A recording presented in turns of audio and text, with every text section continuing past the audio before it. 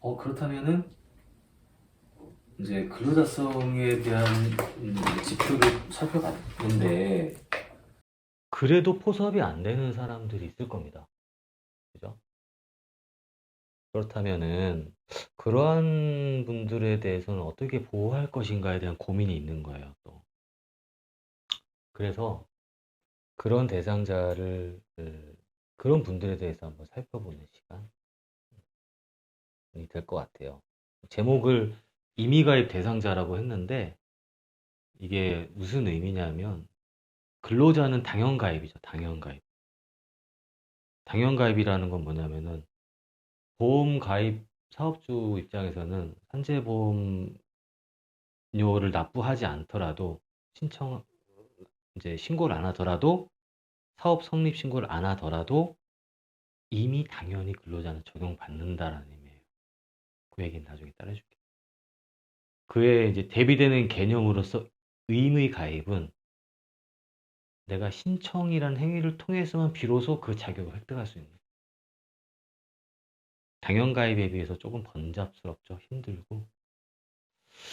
그 내용들인데 한번 볼까요? 이제 첫 번째로 얘기할 게 이 특례 제도라는 앞으로 특례라는 말을 되게 많이 들을 거예요. 특례, 특례, 특례. 특례가 뭐냐? 특별히 정한 거예요. 쉽게 말해서 예외를 정한 거예요. 원칙이 아니라. 이 법에서는 이 원칙대로 모든 걸 포섭할 수 없기 때문에 이런 보완 제도라는 거를 아마 두는 경우가 많이 있을 겁니다. 현재에서는 특례 제도라는 걸 통해서 어, 임의가입 대상자에 대한 설명을 하고 있고 아마 평균 임금 부분에 대해서도 특례 임금이라는 걸 들어보게 될 거예요. 음. 그래서 첫 번째로 볼 거는 해외 파견제 특례다. 파견. 음. 해외 파견자에 대한 특례. 어, 산재법 제 122조에 이 내용이 있어요. 그러니까 다른 나라로 파견한 사람에 대해서도 적용해 주겠다는 뜻이야. 쉽게 말하면. 그런데 조건이 있다. 무슨 조건? 보험 가입 신청하라. 그 전에, 사고 나기 전에 해라. 만약에 나고 나서 가입 신청하려고 하면 죄송합니다. 라는 거죠. 그럴 거면 보험을 누가 가입하려고 하겠느냐. 보험 재정, 공적 보험이 안 돌아간다는 거죠. 이 개념이 있는데 구분해야 될 개념이 있어요. 어떤 거냐면 출장과 구분을 해야 된다. 해외 출장. 자, 먼저 첫 번째. 그럼 해외 파견자도 근로자인데 왜 안 돼요? 라는 질문을 할 수가 있죠. 왜 안 돼? 왜 안 될까요? 해외 파견자는. 해외 파견자도 근로자잖아요. 근데 왜 안 돼요? 왜 산재 적용이 안 돼요? 대한민국이 아니다? 그거를 속죄주의라고 하죠. 우리나라를 벗어난 영토에 대해서 이슈가 발생한 것, 우리나라 법을 적용할 수가 없잖아요. 그럼 북한에 가서 우리나라 법 적용 주장하면 될까요? 바로 아우지 행위다. 그죠? 총살이다. 그렇기 때문에 해외 파견자에 대해서 보호할 필요성이 있으니까 근로자인데 다른 나라에 가서 못 받는 거니까 보호해 주자라는 거예요. 근데 출장은 뭐냐면은 출장하고 이제 파견을 구분해야 되는데 출장은 뭐냐면 쉽게 말해서 단기간 갔다 오는 거예요. 국내에 있는 사업자의 지휘 명령 받는 거고 막 복잡하게 말할 거 없습니다. 해외 파견은 월급 주는 사람이 해외에 있는 거예요, 그냥. 그 사람 말 듣고 일을 하는 거고. 그런데 예전에는 어, 김노무사, 김희연 노무사 회사에서 일할 때 4대 보험 관련 일을 혹시 해봤어요? 해외 파견자 특례 보험 얘기 들어본 적 있어요? 아니 그냥 다 정지시키고 음. 건보랑 다 정지시키고 나가셨어요. 다 다른 정지시키고? 하진 않았어요. 네. 처음 들어봤죠. 네. 대부분 상담 들어오는 게 뭐냐면 이슈가 터지고 나서 어떻게 하냐는 거지. 대부분 가입을 안 했어요. 있는지도 몰라. 그러면 여기서 어떤 거냐면은 출장으로 보여지게끔 논리를 만드는 수밖에 없는 거예요. 그쵸? 혹은 실질적으로 출장이었는데 해외 파견으로 보여서 불이익을 당하면 안 되니까. 쟁점은 그겁니다. 한 번 봤어요. 한 번 딱 사례를. 석유공사 직원이었는데 해외에서 자살했어요. 네, 자원외교 할 때. 기억나요? 자원외교. 자, 됐습니다. 그분. 음, 산재됐어요. 지휘 명령 주체에 따라서 판단 기준을 내릴 수 있는데 다 그 소리입니다. 어려울 거 없어요. 절대로 외울 필요도 없거니와 외울 수도 없다. 이 방대한 걸 어떻게 외우겠습니까? 어디에 있는지만 표시를 해두면 돼요. 어디에 있구나. 그리고 이제 계속 살펴볼 거예요. 두 번째는 뭐냐? 현장 실습생이다. 현장 실습생. 이거는 이것만 알면 돼요. 우리 학생, 근로자라고 배웠잖아. 그 퀴즈 통해서. 당연히 근로자인데, 특례에서 바뀐 건 뭐냐면은, 예전에 직업계고에 한해서 인정을 해줬는데, 확대해서 대학생들도 인정해줘. 산업체 가서 이제 현장 실습하는, 예전에는 이제 공고, 상고 이런 시절에는, 어, 말 그대로 이제 그 현장에, 공장에 직접 파견돼서 일을 하다가 이렇게 다치는 경우, 이제 이 특례를 적용했었는데, 확대가 됐구나. 이 정도만 알면 돼요. 한 번도 만나본 적 없다. 중소기업 사업주 특례. 잠깐만. 아까 우리 사업주가 보호를 받을 수 있다고 해서 없다고 했어. 근데 사업주 해준다고? 특례. 보호해주겠다. 왜 보호해줘? 왜 보호해줘요? 그래서 사업주를 왜 보호해주는 거야 도대체? 근로자를 위해서? 생각을 해보세요. 그러니까 다 이유가 있었을 거라고. 중소기업 사업주는 그러니까 대기업이 아니잖아요. 중소기업 사업주는 대부분 그러니까 근로자하고 똑같이 일을 하는 경우가 많으니까 재해 위험 발생이 거의 비슷한 수준으로 노출이 되어 있는데 단지 사업주라는 이유만으로 못 받는다. 억울하지 않을까요, 조금? 그래서 그러면 보험가입 신청하시고 보험료 내시면은 저희가 봐줄게요. 이렇게 된 거예요. 나도 가입했습니다. 가입했어요. 그리고 셀프로 산재 처리해봤어요. 나중에 얘기해줄게. 난 장애급수도 있어. To be continued. 그래서 이 중소기업주 사업주 특례라는 규정을 신설해서 보호를 하고 있다라는 겁니다. 이것도 굉장히 개정이 많이 됐어요. 자격이 있는데 범위, 그 중소기업주 사업주 어디까지가 중소기업 사업주예요? 300명 미만 근로자를 사용하는 혹은 근로자를 사용하지 않고 혼자 있는 사람. 다만 특고 종사자에 해당되는 사람 제외한다. 왜 제외하냐면은 나중에 보겠지만 특수형태 근로 종사자 특례가 있으니까 보호해 주겠다는 얘기죠. 어쨌거나 저쨌거나 간에 읽어보면 됩니다. 마찬가지로 이 중소기업 사업주 경우에도 범위를 확대하고 있어요. 예전에 이제 특히 이제 사업하시는 분들 이런 경우가 많아요. 사업자 등록증 명의를 보면 자기 배우자로 돼 있는 경우가 많아요. 자기가 아니라 여러 가지 이유가 있겠지. 대부분은 신용과 관련된 거겠지. 근데 그럴 경우에 사업자 등록증상 김혜준 씨가 아닌데요? 그래서 안 해줬어. 되게 억울하잖아요. 그죠? 그래서 실제 사업주를 봐야 된다. 그러니까 형식이 아니라 실질을 봐라. 이런 식으로 범위가 확대되거든요. 우리가 생각했을 때 그게 상식이잖아. 명의만 빌린 거고 실제 사업주는 이 사람인데 이름 바뀌었다고 안 해주면 그게 말이 됩니까? 라고 얘기할 수 있는데 그 전에는 안 해줬다고. 그런 내용이에요. 음. 이것도 읽어보면 됩니다. 읽어보면 되고 출퇴근제 같은 경우가 이제 2018년부터 됐죠. 그 전에는 아시겠지만 출퇴근제가 적용이 안 됐어요. 현재법은. 상대적으로 공무원은 됐다. 공무원. 공무상제에서는 출퇴근제를 인정해 줬는데 산재법에서는 인정 안 해줬어요. 출장의 경우에는 한해서만 인정을 해줘.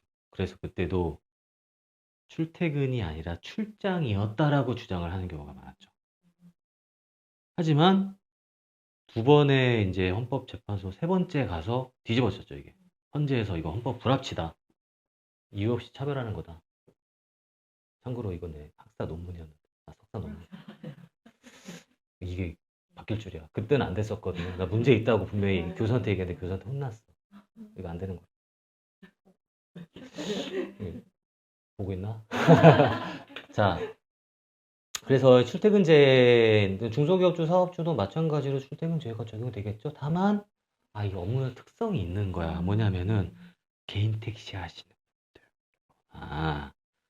킥 서비스 하시는 분들은 그냥 자기 집 앞에 세워둘 수 있는 건데, 집 앞에 세워뒀다가 돌불에 걸려 넘어지면 산재냐고. 그게.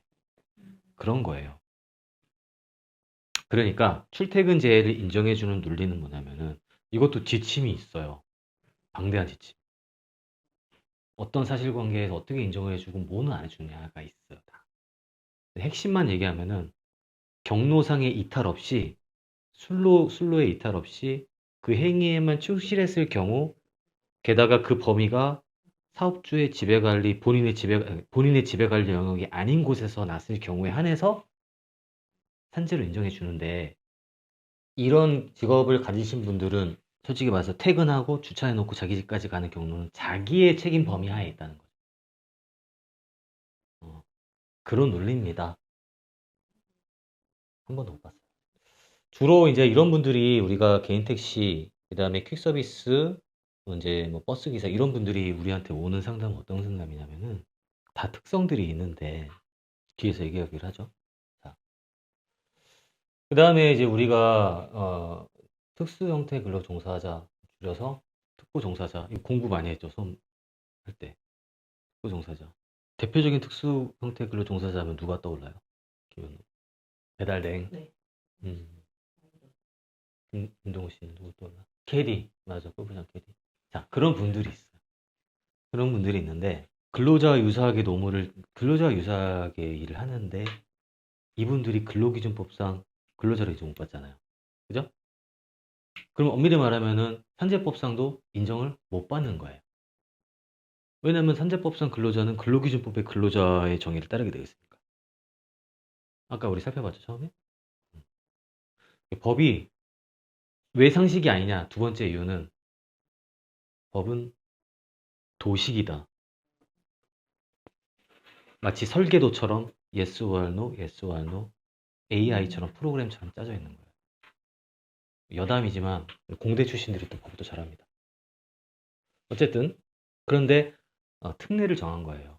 왜? 산재에서만큼은 적어도 보호를 해줘야 되니까라는 사회적 합의가 있었고 그러면 오케이 보험료 내면은 산재는 우리가 인정해 주자라는 그래서 그게 법에 반영된 거죠. 그래서 법에 들어온 거예요. 이분들이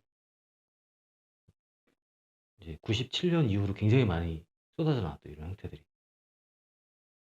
2007년 거의 25년째죠.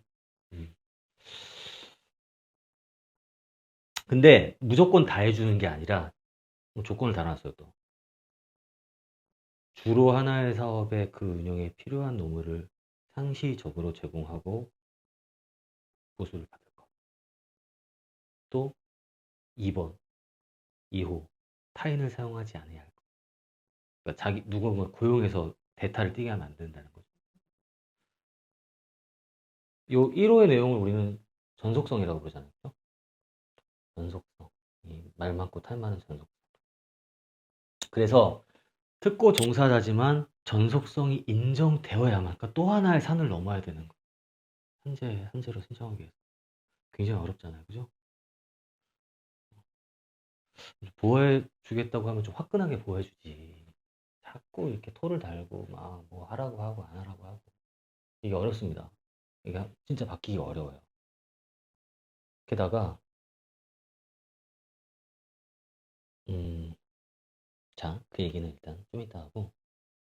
그래서 이제 이 특고 종사자들이 여러분들이 배우고 있고 나서 이후에도 법이 계속 바뀌었어요. 처음에는 뭐 레미콘 기사, 뭐 학습지 교사, 뭐 골프장 캐디 이런 분들이었잖아요. 이런 분들이었는데 지금 보면은 건설 기계로 바뀌었고 뭐 학습지 교사를 국한해서 하지 않았고 이제 방문 판매 업무 이거 외우지 마세요. 중요한 건 뭐냐면은 근로자랑 비슷하게 일을 하는지 안 하는지만 우리가 봐야 되는 거야. 이 사람이 사업주인지 아닌지 봐야 되는 거. 그것만 판단하면 돼요. 왜? 우리 상시적인 어떤 지휘 감독 이 얘기를 잠깐 했었잖아요. 근로자 판단할 때. 그래서 이것도 어떠한 관점에서 우리가 이걸 보면 되냐면은 또 21년 7월 달부터도 또 바뀌었죠? 아, 계속 범위가 확대되고 있구나. 이런 감만 가지고 있으면 되는 거예요. 그런데 찾아왔는데 내가 산재보험료를 만약에 내가 직접 낸다고 했을 때, 그럼 특보네, 이분. 이런 생각을 해보는 거죠. 여기서 의문점. 국민건강고용 산재도 반반 내는 거 아닌가? 직장생활 처음 하는 분은 뭔 얘기인지 몰라요, 이게. 그죠? 근데 우리가 이제 급여 내역서를 받아오면은 국민연금, 건강보험, 고용보험은 회사랑 반반 내죠. 근데 산재보험은 회사가 내요. 다 알고 있구나. 그런데 산재보험료를 내가 낸다? 사업 주세요. 사업자 아닌데요. 듣고 공사하시구나. 그렇게 알 수도 있는 거죠. 혹은 그렇지 않더라도 뭐 계속 이제 얘기를 통해서 실질적으로 이분이 하는 일이 뭔지를 계속 캐치해 나가는 작업이 중요한 겁니다. 그래서 웬만하면 외우지 말라는 거예요. 다만 알고는 있어야죠. 어떤 의미냐면 이게 어디에 있다는 내용을 빨리 찾을 수 있게. 급하게 알아야 될 상황이 올 수도 있으니까. 그래서 우리 그 얘기 많이 수험생한테 단거나 해야 된다. 서브노트 등등등 그런 얘기를 참 많이 했죠. 업무할 때도 적용이 돼요. 그게 꼭 책이라는 형태가 될 필요는 없지만 뭐 중요한 거는 사진 찍어서 즐겨찾기를 한다서 바로 볼 수 있다거나 그런 거죠.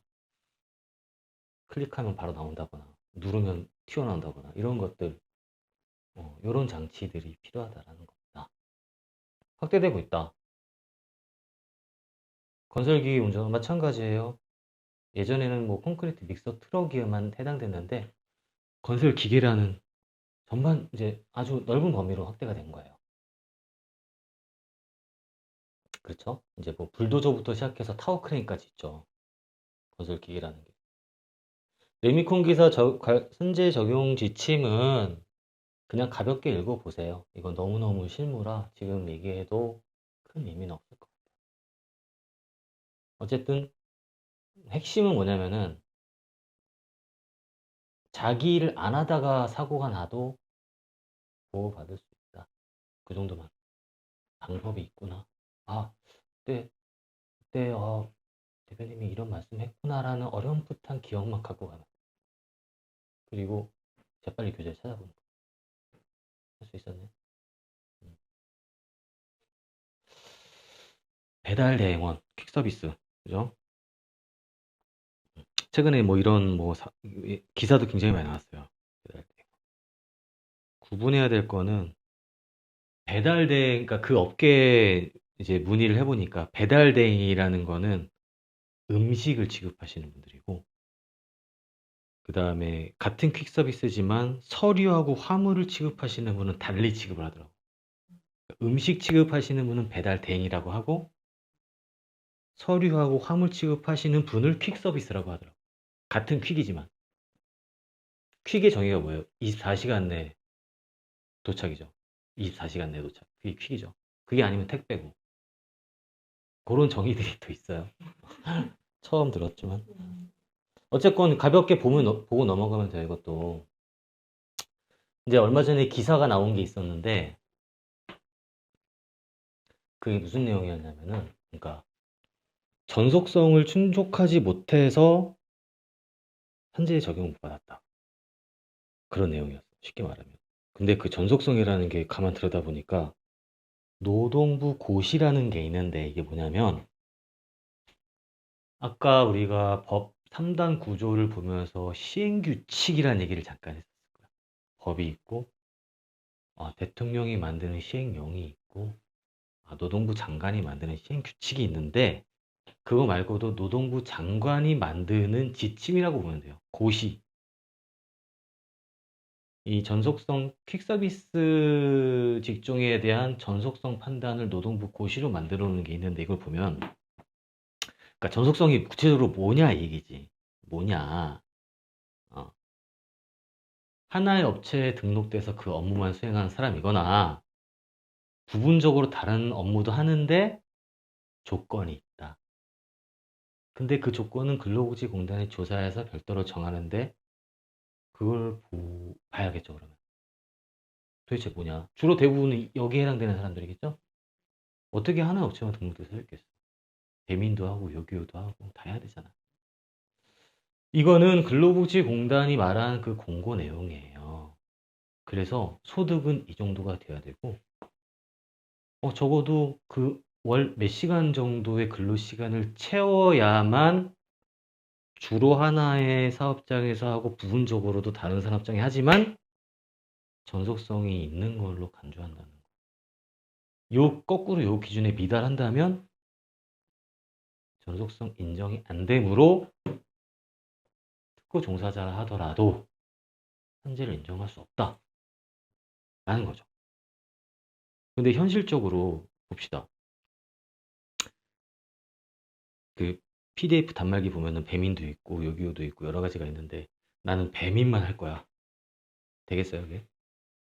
현실적으로 상식과 부합하지 않잖아요. 굉장히 비판이 많이 말이 되냐 이게. 이게 참고로 2022년도 판입니다. 작년 판이에요. 또 하나 특고 종사자들의 가장 큰 문제가 전속성이 첫 번째가 있었고 두 번째가 뭐냐면은 보험료. 어떤 보험료냐. 내가 보험료 안 내고 싶으면 안 내도 됐었어. 그게 무슨 얘기냐면 이거 뭐 보험료 뭐 쓰잘데기 없이 돈만 나가고 나 그냥 차라리 이거 월급으로 더 받고 싶은데 나 산재 안 해도 되니까 적용 제외 신청하겠다. 그게 굉장히 자유롭게 됐었고 실질적으로 보험 가입하는 사람이 거의 없었어. 그러다 보니까 사고가 나면 이미 사후 약방문인 거라 그때 가서 뒤늦게 후회받아 소용이 없는 거죠. 그래서 어떻게 했냐면 안 되겠다. 이거 문제다. 너무 문제다. 법을 만들어 놓고 법이 쓸모가 없어져 버리니까. 그죠? 어떻게 했냐면은 적용 제외, 그러니까 보험료를 납부 안 해도 되는 조건을 아주 엄격하게 만들었어요. 법을 볼까요? 현재법 125조에 보면은 어느 사유에 해당하는 경우에는 적용 제외를 신청할 수가 있는데 그 경우가 이런 경우예요. 다치거나 뭐 임신하거나 혹은 회사가 잘 안 돼서 휴업하거나 이런 경우들. 또 어떤 경우냐면은 대통령령으로 정하는 세율인데 이 대통령으로 정하는 세율을 시행령을 보니까 대통령령 우리 시행령 봐야 되니까 뭐냐면 천재지변, 전쟁 뭐 이에 준하는 그러니까 보험료 내란 소리죠 이게. 적용제의 신청 안 받아줄 테니까 좋은 말 할 때 내라 이 소리인 거예요. 그러니까 너 이 법 잘 만든 것 같아요. 그죠? 이게 불과 2년밖에 안 됐어요.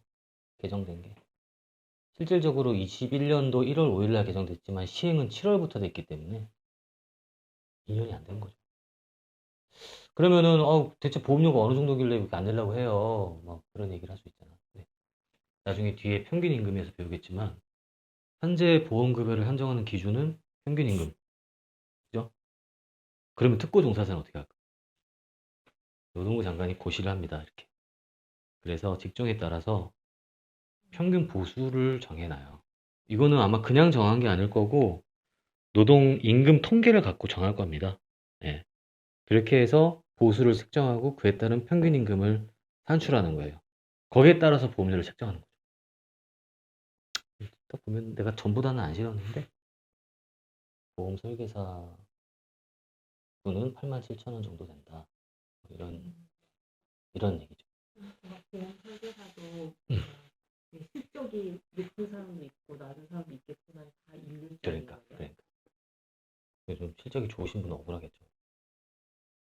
왜냐면은 난 평균 임금 이거보다 훨씬 높은데 따지면 한 달에 내가 뭐 몇천만 원씩 벌 수도 있는 거잖아. 근데 이게 나중에 평균 임금이 왜 중요한지를 배우게 될 텐데 휴업급여와 장애급여와 유족급여의 기초가 되는 거기 때문에 그래서 평균 임금이 너무너무 중요한 거죠. 같은 12급이라도 평균 임금이 10만 원인 사람과 20만 원인 사람은 두 배가 차이가 나요. 그죠? 그렇습니다. 근데 이제 아시겠지만은 법이 바뀌었잖아요. 또 특고종사자법이 굉장히 많이 바뀌었는데 결정적으로 이제 특고종사자라는 용어가 사라지잖아요. 배웠죠? 전속성 요건이 폐지됩니다. 지긋지긋한 전속성 이제 빠이빠이. 그래서 노무 제공자라는 정의를 신설했어요. 특고 종사자가 아니라 전속성도 삭제해서 뭐 어디에서 일하든 주된 사업장이 뭐든 부수적으로 어디 사업장에서 근무를 하든 상관없다. 일하다 다치면은 적용받자 라는 거고 결국에는 궁극적으로는 이 사회가 이 이제 산재법이 적용 범위를 확대하는 방향으로 가고 있구나 라는 이제 흐름을 우리가 알고 있습니다. 뭐 간단하게 보면은 그렇죠. 뭐 특고 정서자라는 특례를 삭제하고 노무 제공자라는 용어를 새로 만들었어요. 여러 가지 규정들이 있죠. 읽어보면 됩니다. 그리고 내가 특이하게 생각한 건 이제 마에 보면은 과태료 규정이라는 걸 만들었어요. 그 전에 보면은 이제 보험 관계에 필요한 자료를 회사에 요청할 수 있는 근거 조항을 만들었고 만약에 회사에서 그걸 안 했을 경우에 과태료. 처음 봤어. 근데 법 116조라고 써놨는데 이게 뭐냐면 아까 내가 얘기한 거예요. 사업주의 조력이라는 건데 보험급여를 받을 사람 보이나요? 안 보이네 이거. 현재법 116조를 보자. 숙제 추가. 현재법 116조를 보자. 추가. 보세요. 그 보면은 사업주의 조력의 의무가 아까 얘기한 그 조항인데 거기에 대한 벌칙 조항이 아직도 없어요.